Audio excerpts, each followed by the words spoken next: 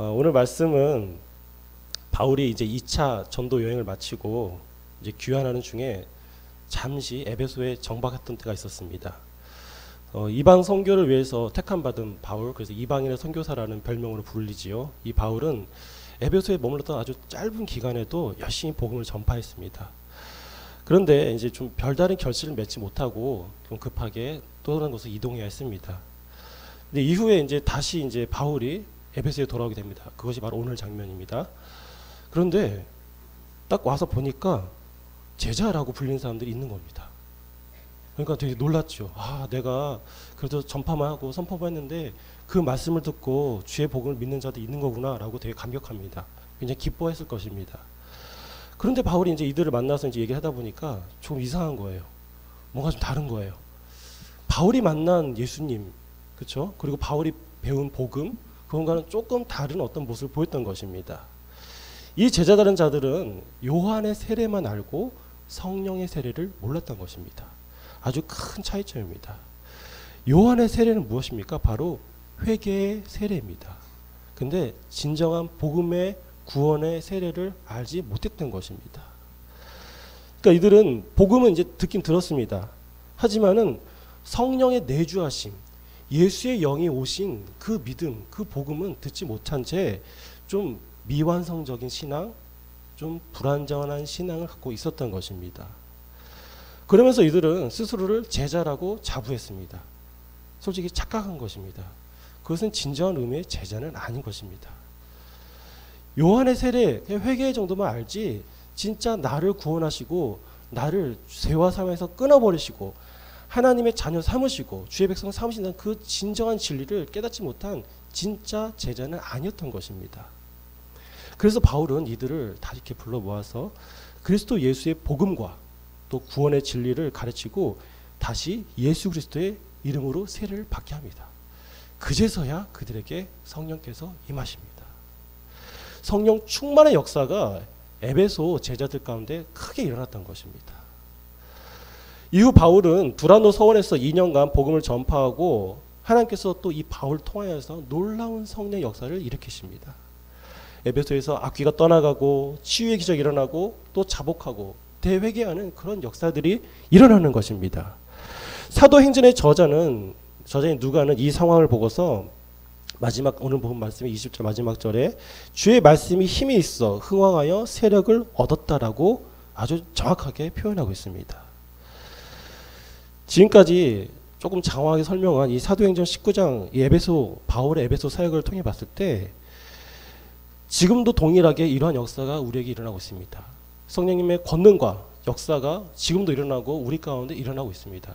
하지만 우리가 조금 아쉬운 것은 이 20절 기록처럼 정말 흥황하여 우리의 육안으로 보기에도 이건 너무나 하나님 감사합니다라는 창이 터져 나올 것처럼 그렇게 정말 크나큰 하나님의 역사가 우리 눈에는 그렇게 잘 보이지 않는다는 것입니다. 이것이 무슨 말씀입니까? 주의 말씀이 임하면 성령께서 임하십니다. 그러면 그 말씀을 듣고 회복하고 자복하는 모든 자들 가운데 성령께서 그 심령을 바꿔놓으십니다. 새 사람이 되게 하십니다. 하지만 구원의 단계까지만 머물고 정말로 새 사람의 모습을 보이는 정말로 겸손하고 온유하고 또 용서와 화해를 베푸는 그러한 신자의 모습은 조금 부족하지 않나라는 어떤 안타까움을 느끼게 되는 게 바로 우리의 현실인 것입니다. 오늘 말씀을 통해서 제가 나누고자 하는 것은 이러한 우리의 약간 불완전한 바울이 처음 만났던 에베소에서 나는 제자입니다라고 자처했던 사람들처럼 혹시 우리에게도 이런 약간은 불완전하고 좀 부족한 조금은 완성되지 않은 그러한 신앙의 모습이 있지 않은가 여기에 대해서 오늘 말씀을 교훈을 통하여 생각해 보고자 하는 것입니다. 그것은 결론적으로 복음에 대한 바른 이해가 필요합니다. 그 말씀에 대한 바른 이해를 통하여서 확실한 말씀에 근거한 확실한 믿음을 갖게 되는 것이 중요한 첫 번째 원칙입니다. 두 번째로는 이 말씀을 통하여서 예수 그리스도와 우리를 하나로 연합시키는 그 성령의 세례가 있게 되는 것입니다. 이것이 순차일 수도 있고 아니면 같이일 수도 있고 거의 동시에 일어난다고 보고 있습니다. 하지만 이것이 우리가 항상 관심을 두고 끊임없이 추구해야 할 그럴 통해서 바로 우리가 진정으로 주님의 다스림을 받는 그러한 성도의 삶, 정말 이 20절 말씀처럼 주의 말씀이 흥황하는 그런 놀라운 역사를 정말 기쁨 가운데 살 수 있는 그러한 일을 경험할 수 있다는 것입니다. 그럼 구체적으로 그러한 삶을 어떻게 하면 살 수 있는지 오늘 찾아보고자 합니다. 첫 번째로 주님의 다스림을 받는 성도에게는 첫 번째로 바른 말씀의 영이 그 가운데 충만히 내주하십니다. 앞서 언급한 대로 바울은 에베소에서 어떤 제자들을 만났습니다. 하지만 그들이 고백하기를 우리는 요한의 세례를 받았다라고 고백합니다. 성령의 세례를 알지 못했습니다. 자기들은 성령이 어떠한 분인지 알지 못한다라고 고백한 것입니다. 근데 이것은 조금 이상한 것입니다. 원래 이들은 아볼로에게 제자 훈련 받은 사람들입니다. 18장 말씀을 보면은 아볼로가 열심히 복음을 전했다 나옵니다. 그 열심히를 원문을 보면은 성령에 의하여라는 게 첨가되어 있습니다. 아볼로는 정말 진심으로 성령 하나님의 능력을 받아서 말씀을 전파하고 제자 훈련시켰습니다. 그래서 그 자기 다음으로 제자를 세우고 자기는 또 다른 고린도로 간 것입니다. 하지만 아무리 성령 하나님이 열심으로 그에게 열심을 주셔서 능력을 주셔서 복음을 전파하더라도 그 바른 믿음, 무언가가 빠져 있다 보니까 이들에게 온전한 바른 복음에 대한 이해가 없게 된 것입니다. 굉장히 안타까운 현실입니다. 이들의 모습은 마치 나는 어느 교회 목사님에게 세례를 받았어요. 저는 신자예요. 저도 여러분 같은 기독교 신자예요. 근데 성령님은 몰라요. 성부 하나님은 잘 몰라. 그리고 막 삼위일체를 이상하게 이해해. 이런 식인 겁니다. 그 조금 이상하죠? 세례 받긴 받았는데 완전하지 않은 상태인 겁니다. 그러니까 바른 복음의 이해가 얼마나 중요한지 모르는 것입니다. 그래서 바울이 이들을 모아놓고 복음을 다시 가르친 것입니다. 바른 말씀 가운데 성령께서 역사하신 것입니다. 이것은 우리의 신앙의 아주 중요한 근간이고 제1원칙이 되어야 하는 것입니다. 우리의 모습이 마치 불완전한 복음의 상태, 미완성의 복음의 상태에 머무는 자인지 스스로 한번 자문해 봐야 할 것입니다. 당시 초대교회 상황을 봤을 때는 어느 정도 이해는 갑니다.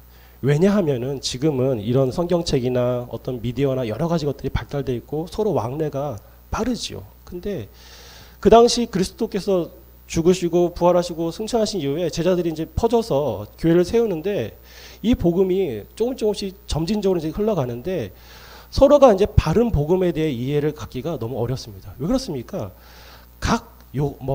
베드로, 바울, 요한 이런 식으로 공동체가 생기고 그 가운데 조금씩 색깔이 달랐던 것입니다. 또 그들의 또 제자는 또 조금씩 이해가 다르고 또 그 제자는 또 이해가 다르고 이런 식으로 안타까운 일이 발생한 것입니다. 아볼로가 바로 그러한 경우인 것입니다. 아무리 브리스길라 아굴라를 통하여서 아볼로가 복음을 잘 배워서 들었다 하더라도 그가 이해한 것은 조금 한계가 있었다는 것입니다. 그 결과가 바로 이 에베소 제자들이었다는 것입니다. 바울이 봤을 때 이게 얼마나 안타까웠습니까? 세상에 열심히 기도를 해요. 열심히 예배를 드려요. 열심히 말씀 알려고 노력하는데 이들에게 진짜 참 복음의 완전한 복음의 진리의 기쁨이 없는 것입니다. 성령 하나님의 위로가 없는 것입니다. 그냥 뭔가 내가 열심히 알려고 하는 어떤 지식적인 거, 지적인 거, 그 한계에 머물러서 게 없는 것입니다. 그냥 단순히 죄를 회개했으니까 끝난 거 아닌가? 그 다음 뭐지? 라는 확신도 없는 것입니다. 그게 바로 바울이 만난 에베소 근처에 있는 지역의 제자들의 모습이었던 것입니다. 그래서 이들을 붙잡고 바울이 그렇게 절절하게 하나님의 말씀의 복음을 강력하게 가르친 것입니다. 사랑하는 여러분, 이것은 정말로 우리에게 중요한 것입니다. 아무리 아볼로 같은 자가, 아무리 그 브리스 아길라 통해서 제자훈련 잘 받고 복음을 잘 받았다 하는 자가 우리를 가르친다 하더라도, 우리에게 복음을 전한다 하더라도 그것이 정말 참 믿음인가, 참 진리인가를 우리가 스스로가 생각하는 신앙을 가져야 하는 것입니다. 그냥 암기하듯이 그냥 공동체에서 하니까, 남들이 따라하니까 그런 것은 복음이 아니라는 것입니다. 진짜 내가 보고 느끼고 정말 맛보는 이 말씀이, 나의 감동을 주는 말씀이 그냥 나 혼자 느낀 주관적 어떤 개인적인 감정이냐가 중요한 것이 아니라 정말 하나님께서 주신 말씀이냐 그걸 검증하는 거, 생각하는 것이 중요하다는 것입니다. 저번 주에 굉장히 MBC 뭐 프로그램에서 예, 그 목사님이 나오셨어요. 근데 저희가 언론을 아니까 언론 자체는 약간 편향적이긴 합니다.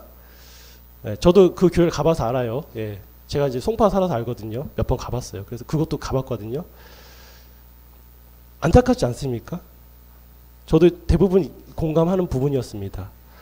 그냥 거의 그냥 우상처럼 돼버린 어떠한 인간? 이거 정말 복음일까요? 그분한테 안수 받으면 병 낫고 그분이 말씀 선포하면 막 심령이 막 넘어지고 막 이럴까요? 아닙니다. 그냥 손발 잘리고 머리가 없어진 것처럼 그냥 시키는 대로 그냥 떠받들고 그분이 마치 나의 하나님이냐? 아닙니다. 단순히 인간일 뿐입니다. 우리의 신앙의 모습이 혹시 그렇지 않나요?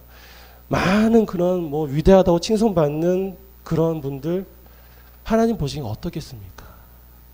오히려 주의 영광을 가리는 먹구름밖에 되지 않는 것입니다. 미완성의 복음밖에 전하지 않는 그런 강하게 말하면은 거짓 선지자밖에 될 수도 없다는 게 굉장히 위험한 것입니다. 이건 굉장히 우리가 경계해야 하는 것입니다. 그래서 우리가 항상 말씀의 진리 가운데 깨어야 하신 것입니다. 사랑하는 여러분, 그럼 우리가 어떻게 하겠습니까? 진짜 복음을 우리가 알려면 어떻게 하겠습니까? 당연히 바울 같은 진짜로 이 주님의 제자를 만나서 직통으로 배우면 되겠지요. 근데 지금은 그렇지 않지 않습니까? 방법은 단 하나입니다. 성령께서 그 말씀의 영께서 내 안에 내주해 달라고 가득하게 임해 달라고 더 크게 더 환영하는 그러한 것을 해야 하는 것입니다. 항상 말씀을 가까이 해야 합니다. 항상 말씀을 가까이 해야 합니다. 이것만이 진정한 해결책입니다.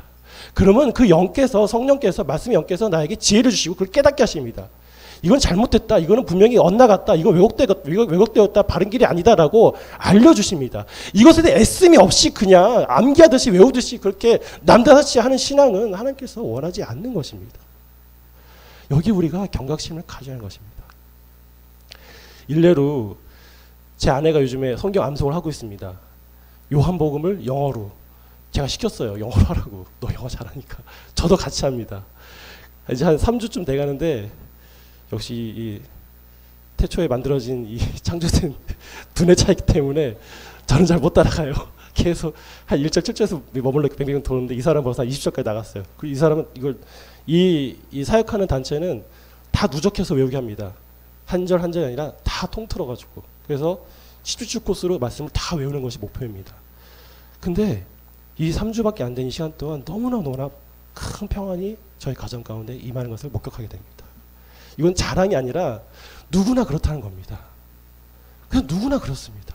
그냥 말씀을 암송만 하니까 그 뜻이 나의 심령을 위로하고 나의 어떤 불안감, 어떤 외로움 이런 걸 다 날려버리고 더 말씀 곁으로 모든 생각과 말과 행동과 모든 마음의 방향을 말씀으로 인도합니다. 왜? 외우니까요. 끊임없이 외우니까 초점이 자연스럽게 가더라고요. 제 아들은 이제 선교원을 다니거든요.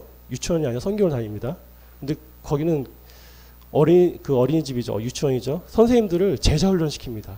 다 여자 청년들인데 담당 목사님이 열심히 제자훈련 시켜서 그 제자들이 아이들을 가르쳐요.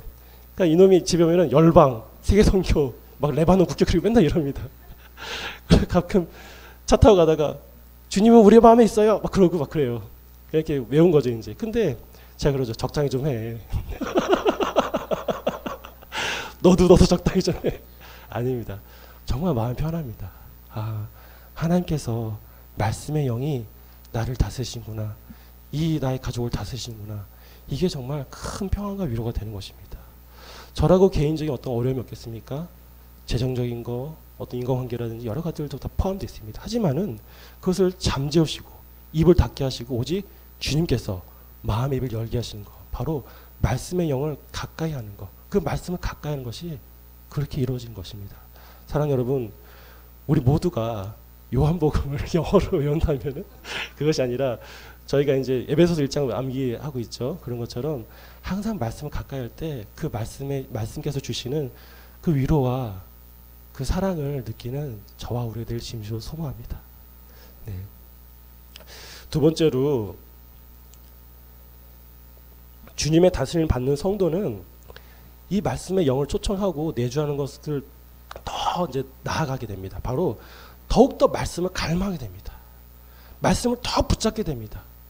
이것이 뭐 거의 막 정신병 수준처럼 이게 너무너무 이게 하고 싶은 거예요. 왜냐하면 오늘 말씀도 봤을 때도 바울이 에베소 제자들에게 완전한 복음을 선포하고, 그러니까 미완성이 아니라 완전한 복음, 그리스도 예수의 복음을 선포하고 주님의 이름으로 세례를 베풀었습니다. 그리고 바울이 첫 번째로 회당에서 말을 석 달을 가리킵니다. 하지만 어떻게 됩니까? 이를 회방하는 자들이 나타납니다. 이걸 음해하고 고욕합니다. 나가라고. 여기가 어떤 곳인데 감히 이단이 와가지고, 그땐 유대교 회당이니까요. 여기서 가르치냐? 그러고 나가 뛰쳤습니다. 방해합니다. 견제합니다. 마음이 딱딱하고 굳은 자들에게는 이러한 복이 없는 것입니다. 그냥 아무리 하나님께서 사랑으로 그 희생으로 말씀을 알려준다 하더라도 그냥 들을 기가 없으니까 이걸 내친 것밖에 안 되는 것입니다. 그래서 바울은 어디로 이동합니까? 두란노 서원에 가서 그 서원을 빌려서 제자들 따로 세워서 더 집중 훈련시킵니다. 무려 2년간이요. 여러분 기본적으로 알다시피 이 당시 중동은 낮에는 덥습니다. 그래서 낮에는 거의 외부 활동을 자제하는 편입니다. 주로 이른 아침이나 저녁이나 이때 좀 여러 가지 활동을 많이 하는 편입니다. 바울은 우리가 알다시피 이 사람은 자비랑 선교사였습니다. 장막을 만든 일을 했지요. 그럼 이분은 그 일을 하면서 낮 동안에 자기가 쉬어야 할 때 말씀을 가르쳤다는 것입니다. 왜냐하면 이때는 서원도 쉬거든요. 이 두란노 서원도 쉬는 때거든요. 그 시간이거든요. 다들 좀 낮잠도 자고 쉬어야 하니까요. 그런데 바울은 잠을 아끼면서까지 피로를 쩔은 몸을 끌고서 말씀을 가르쳤다는 것입니다. 이것을 본 제자들의 어떤 감동은 어땠을까요? 그냥 다크서클 이만큼 내려오고 머리만 헝클어져 있고 땀이 범벅이 된 그 바울의 모습을 봤을 때 그 외모가 중요한 것이나 그 입술에서 나오는 그 혀가 말하는 그리스도 예수의 복음이 얼마나 달콤했겠습니까? 그래도 생각해 보십시오. 2년 동안 똑같은 말만 했을까요? 그러지는 않았을 것입니다. 조금씩 이렇게 좀 진도도 있고 그 내용이 좀 달랐겠죠. 이걸 바울이 열심히 연구하고 또 하나님께 매달리며 무릎으로 받아냈을 것입니다. 그 바울의 열심과 그 성도들의 열심, 제자들의 열심, 이것이 이 두란노 서원의 아주 아름다운 이야기를 만들어낸 것입니다. 왜 그렇습니까? 왜요? 말씀이 그 가운데 있으니 말씀을 갈망하기 때문입니다. 간절하니까요. 좀 쉬는 거? 아예 필요 없어. 가서 말씀 들어야 돼. 기도해야 돼. 주의 말씀이 나를 살아있게 해. 이걸 느끼게 되니까 바울이든 제자들이든 끊임없이 2년 동안 하루도 빠짐없이 날마다 말씀을 가르치고 배우기를 멈추지 않았다는 것입니다.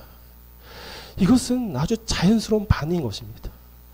사랑하는 여러분, 우리가 예배에 오기 싫다?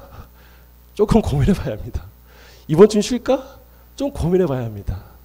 저도 이런 비슷한 일 겪었습니다. 저는 이제 직장 생활 하다가 늦은 날에 이제 하나님 만나고 예수 영접하고 이제 신앙생활 하게 되는데, 저는 이제 영화, 뭐 광고, 그래픽 좀 특수효과 일을 했었습니다. 그러니까 밤샘 작업이 많아요.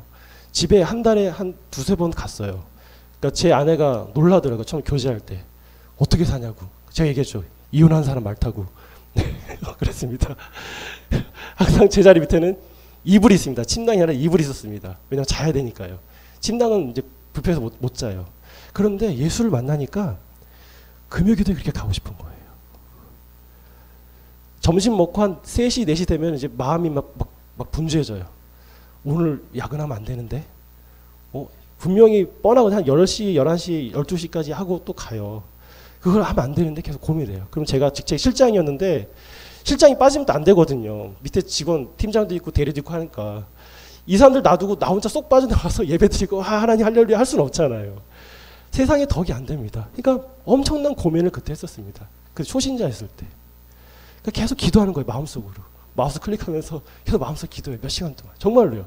이건 하나님 앞에 정말 정확한 것입니다. 그러면은 이제 6시쯤 야 퇴근하자 그러면 너무 편안해진 것 같아요. 드디어 주님 제가 예배하러 갑니다. 기도하러 갑니다. 하나님 더 큰 은혜 주세요.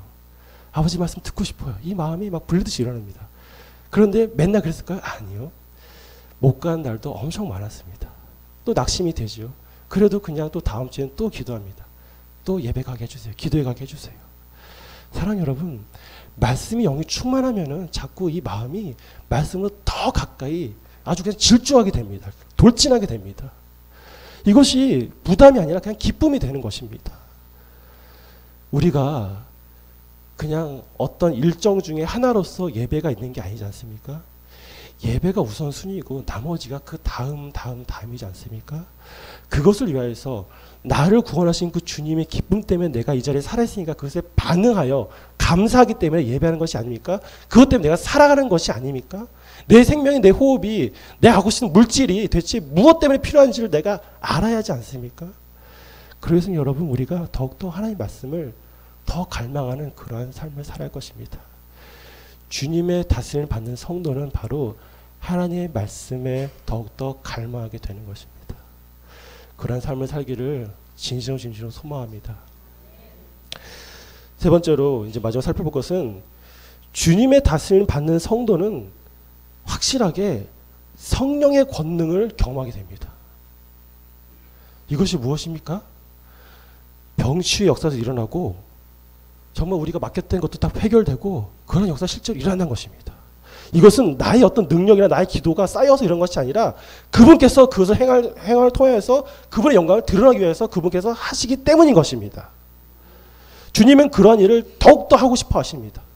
그러기 위해서 우리에게 말씀의 영을 부어주시고 우리에게 하나님께서 나에게 오라 어서 돌아오라고 끊임없이 외치시는 것입니다. 그럴 때 주님께서 그분의 일을 하시는 것입니다. 이것을 우리가 오해할 때 그냥 병치유 이 정도 수준? 그럼 의사는 다 망하게 해요? 아니죠. 무슨 뭐 방언하고 어떤 무슨 관계 회복되고 이런 거 무슨 상담사 다 필요 없게 되나요? 이런 게 아니지 않습니까? 이런 걸 통해서 더 하나님을 더 바라보게, 더 하나님께 더 집중할 수 있게 그런 성령의 역사가 주님의 다스림을 받는 성도들에게 일어난다는 것입니다. 오늘 말씀에서도 그 성령의 역사가 얼마나 놀랐습니까? 세상에 바울이 갖고 있는 그 손수건이나 앞치마를 가져다가 대기만 해도 병이 낫고 능력이 일어났다고 합니다. 동일한 능력이, 그 충만한 능력이 흘러넘쳤다는 것입니다. 이것을 너무나 오해한 사람들이 많습니다. 오늘 말씀처럼 그냥 마술사들 이런 사람들은 야, 그 대단해 보이네, 괜찮아 보인다, 나도 한번 따라해야지 라고 했다가 얼마나 혼쭐이 납니까? 마귀도 비웃습니다. 야, 내가 예수도 알고 바울도 아는데 넌 뭐야? 그러면서 그냥 달려들어서 두드려 패고 옷도 벗겨버리고 아주 모욕을 줘서 내쫓아버리죠. 귀신조차도 하나님을 두려워합니다. 그런데 그냥 그 언저리에서 대충 흉내나 내면서 아, 하나님 이런 축복 주셔서 감사합니다. 아, 할렐루야, 아멘, 영광, 아, 그러면서 아, 우리 목사님 최고, 막 그러면서 우리 교회 최고예요, 기도응답 많아요, 이런 게 진짜 교회의 모습입니까? 아닙니다. 그것을 통하여서 오직 하나님만, 하나님의 능력만, 하나님의 위대하시고 높으심만 드러나는 것이 바로 주님의 다스림을 받는 성도들의 삶에 나타나는 그러한 모습인 것입니다. 사랑하는 여러분, 바울을 통해서 하나님의 영이 임하셨습니다. 이것은 표시입니다. 표시. 성령의 역사는 표시입니다. 가리키는 것이 있습니다. 이것을 봤을 때 우리는 오직 하나님의 말씀에 더 귀를 기울여야 하는 것입니다. 마음을 더 내려놓고 내 눈에 보이고 내가 느낀 어떤 감정적인 거, 어떤 뭐 느낌, 아니면 뭐 실제 일어나는 어떤 재정의 해결, 이런 것들에 관심을 두는 게 아니라 이것을 통해서 역사하시는 하나님의 다스리심, 통치, 그분의 능력을 더욱더 관심 가져야 하는 것입니다. 이것은 바로 하나님의 큰일이라고 표현합니다.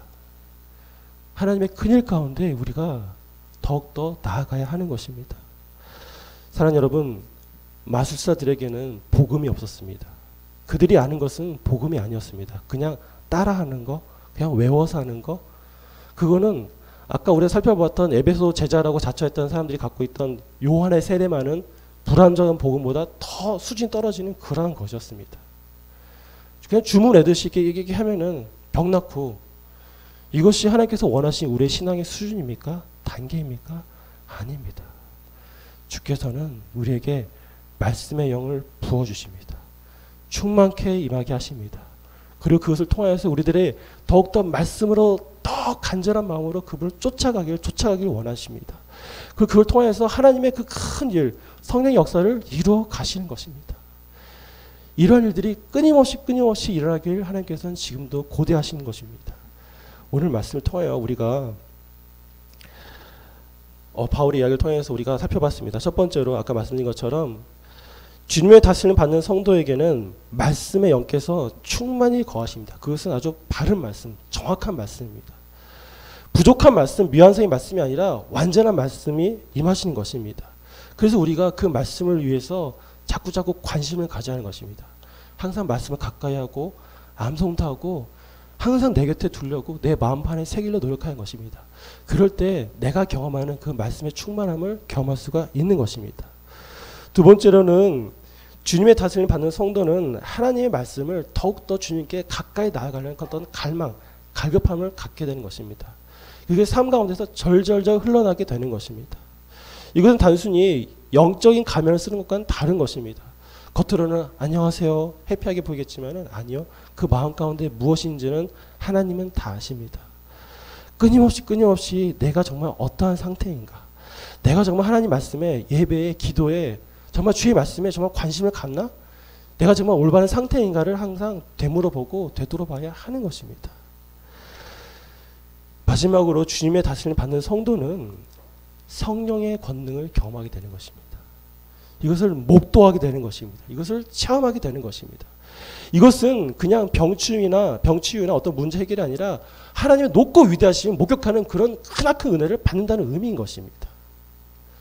사랑하는 여러분, 오늘 말씀의 교훈을 통하여서 우리가 진정으로 주님의 다스림을 받는 성도의 삶을 살기를 소망합니다. 우리 마음 가운데 말씀의 영이 더욱더 크게 차고 넘치기를 간절히 원합니다. 그리고 우리가 마음을 다하고 힘을 다하고 뜻을 다하고 목숨을 다하여서 아버지의 말씀을 향하여서 더욱더 가까이 나아가기를 진심으로 소망합니다. 마지막 우리를 통하여서 성령의 권능이, 하나님의 위대하신 크나큰 일들이 일어나는 것을 목도하는 그런 더 큰 은혜를 경험하기를 진심으로 소망합니다. 이러한 저와 우리가 되기를 진심으로 소망합니다.